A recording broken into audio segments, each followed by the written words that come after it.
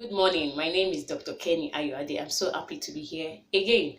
So we started a talk on self-esteem, low self-esteem to be precise, some days back, and we talked about what low self-esteem is all about, causes of low self-esteem. We also talked about some symptoms of low self-esteem. So today I'm going to be talking about how we can get away or get free or overcome the low self-esteem. I like to call it the stinking thinking. And many of us are actually in that place where we have very poor opinion about ourselves. We have very low thinking about ourselves. And so we would be talking about that today. And I hope that this would minister to somebody out there, and this will help a teenager or a young person out there. So let's go.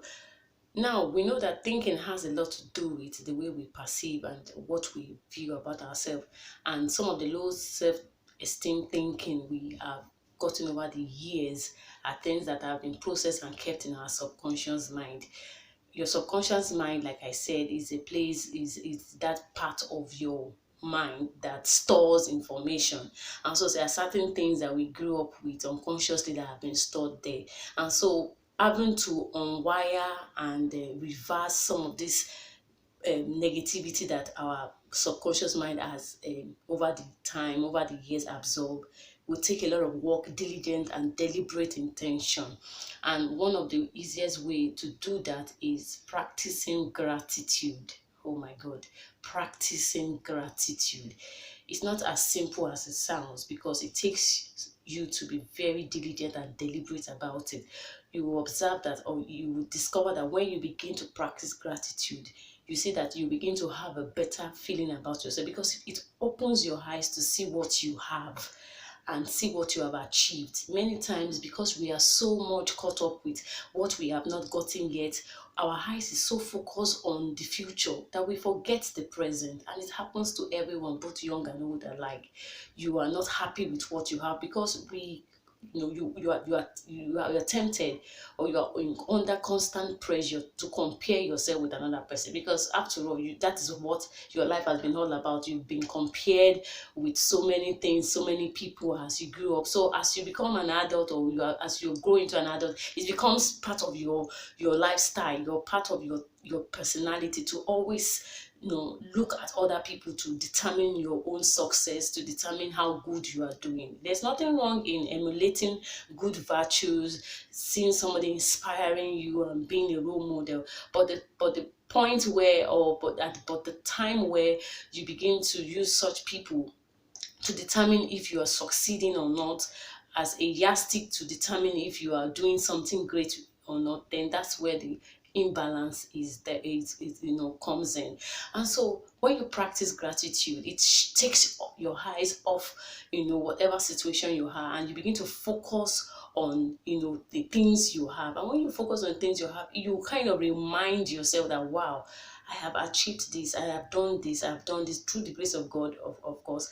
And it means that if I could do this, it means that I can do all that thing. So that's what it does to your mind. It releases that feeling of gratitude. And the feeling of gratitude is very therapeutic. It just makes you, grateful for where you are. And mind you, you don't have to wait to be grateful for one big thing. It has to start from something very little, something very small. I tell my teenagers, those who love to complain about their parents, love to complain about the situation of the country and so many things, I tell them, you know what, it's overwhelming, agreed, but you can choose to you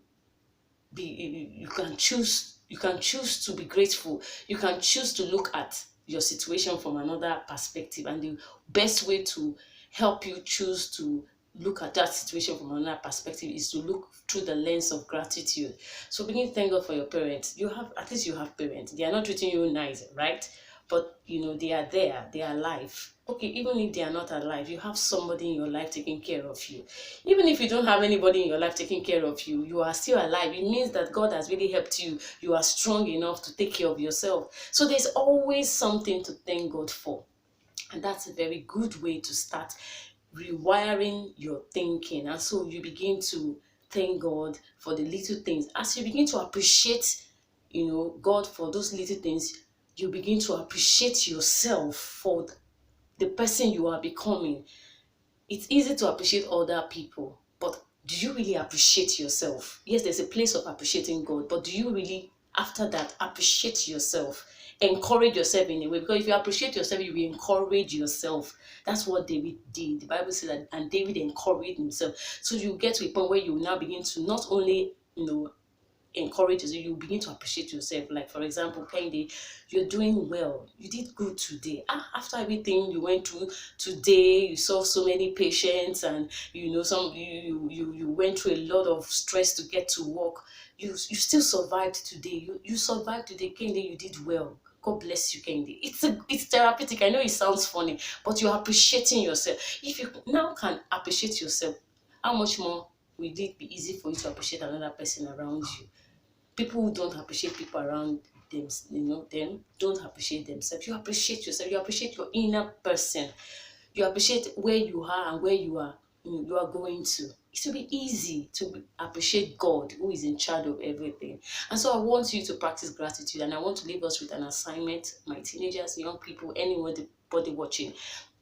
It's going to take a process to rewire that ungratitude feeling, which is very, very hook on low self-esteem.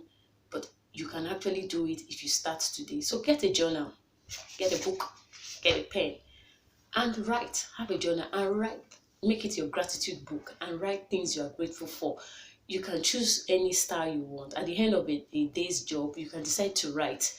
I thank God for today. I did this today. Simple things. It doesn't have to be big things. I passed the test today. I was able to read 2 hours today.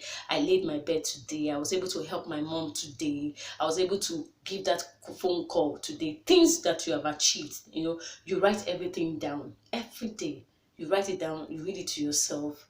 It helps. It's very therapeutic. It begins to rewire your subconscious mind to begin to look out for things to be grateful for.